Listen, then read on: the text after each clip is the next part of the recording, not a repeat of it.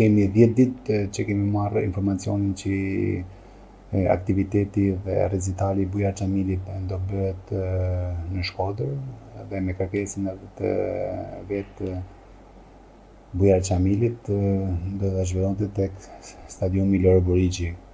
Me të marrë njoftimin, ne kemi lajmëruar përgjegjësin e stadiumit e kemi vënë ndjeni për këtë aktivitet dhe sipas bisedës me përgjegjësin e stadiumit, u njoftua që nuk kishte asnjë aktivitet sportiv të klubit sportiv Vllaznia. Pastaj me një telefonat që zhvillua me presidentin e Vllaznisë, ngriti pyetjet pse do bëhet ky aktivitet dhe ne thamë që garantojmë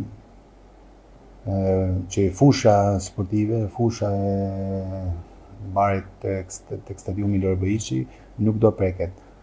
Kjo ishte edhe pika kryesore për ne që t'ja japim këtë recital dhe Bujar Xhamili në stadium sepse është ajo pjesë e Shkodrës edhe Vllaznisë, është një tifoz i zjarrt i Vllaznisë.